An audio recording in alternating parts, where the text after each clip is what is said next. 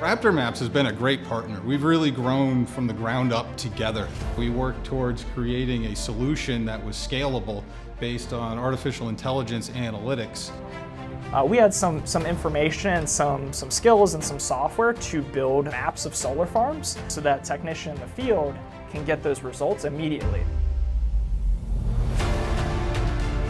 What we found is that when you take a drone and you attach a thermal camera to it, you can actually collect very interesting thermal imagery of our PV plants and show exactly where faults and anomalies might be. It applies machine learning and artificial intelligence to the process of analyzing all those thousands of images that a drone collects and points out very quickly where we can best apply our use of resources. So it saves us money and it saves us an enormous amount of time.